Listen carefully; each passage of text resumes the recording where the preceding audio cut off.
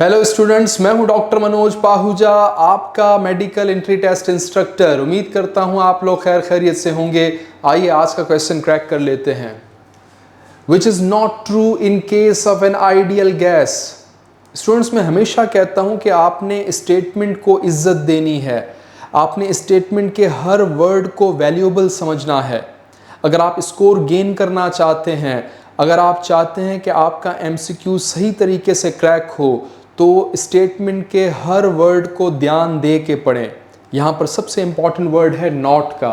Which is not true in case of an ideal gas. In statements में से कौन सी statement ideal gas के लिए ट्रू नहीं है, यानी कि आपसे वो रॉन्ग स्टेटमेंट की डिमांड कर रहा है।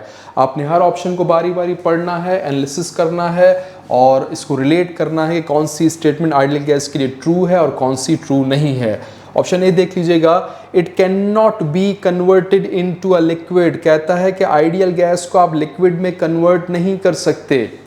याद रखना है स्टूडेंट्स कि आइडियल गैस हर सिचुएशन में, हर कंडीशन में काइनेटिक मॉलिक्यूलर थ्योरी के हर पोस्टुलेट को ओबे करती है। मैं आइडियल गैस को तशबीह देता हूँ एक फर्माबरदार बेटे से।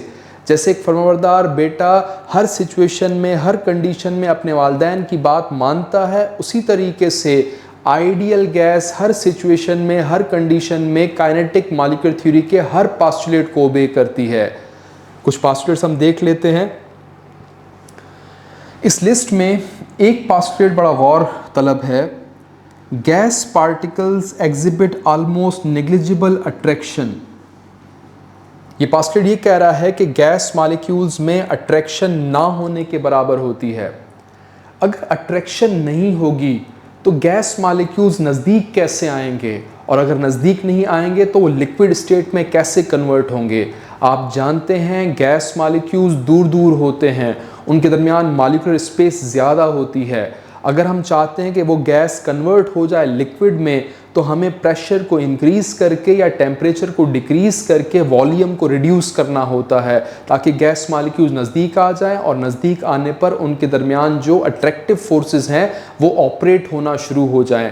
जैसे ही अट्रैक्टिव फोर्सेस ऑपरेट होना शुरू हो जाएंगी, गैस कन्वर्ट हो जाएगी लिक्विड में। लेकिन काइनेटिक मॉलिक्यूलर थ्योरी का ये पोस्टुलेट तो कह रहा है कि गैस मॉलिक्यूल्स में अट्रैक्शन होती ही नहीं है, और ये स्टेटमेंट लागू हो रही है आइडियल गैस के ऊपर। तो अगर आइडियल गैस के मॉलिक्यूल्स दरमियान अट्रैक्शन नहीं है तो फिर कैसे वो कन्वर्ट हो सकती है लिक्विड में। तो हमारी जो स्टेटमेंट है ए, ये बिल्कुल सही स्टेटमेंट है, इसमें कोई मिस्टेक नहीं है।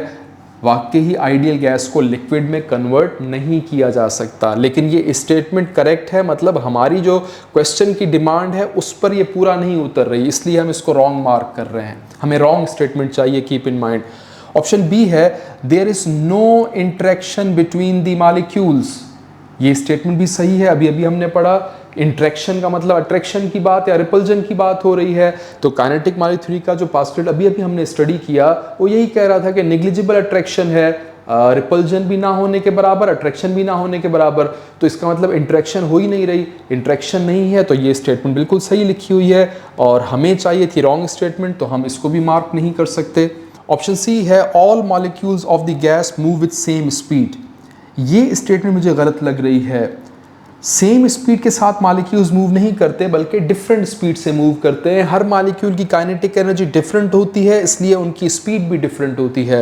ये कॉन्सेप्ट है Maxwell Boltzmann law of distribution of velocities का। ये लॉ ये कहता है कि if you consider all the molecules in a gas, not all of the particles will have the same amount of kinetic energy. कहता है ऐसा हो ही नहीं सकता कि गैस मॉलिक्यूल्स की काइनेटिक एनर्जी सबकी सेम हो।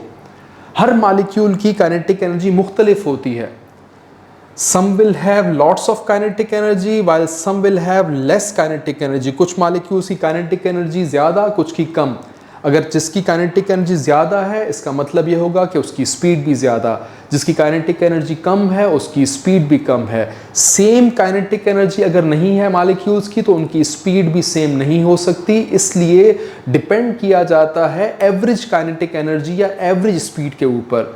तो इस लॉ के मुताबिक जो ऑप्शन सी स्टेटमेंट है ये रॉन्ग स्टेटमेंट है और यही हमारे क्वेश्चन की डिमांड थी, इसलिए ऑप्शन सी हमारा करेक्ट है। ऑप्शन डी है at a given temperature PV is proportional to the amount of the gas. तो हमारे पास आइडियल गैस इक्वेशन है PV is equal to nRT।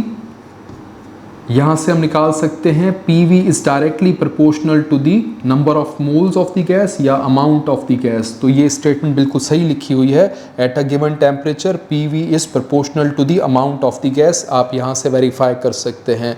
तो इसका मतलब ये स्टेटमेंट करेक्ट है, ये हमारा ऑप्शन नहीं हो सकता, इसलिए हमारा करेक्ट आंसर है ऑप्शन सी। आपने क्वेश्चन क्रैक कर लिया है, इसको आप नोट कर लीजिएगा।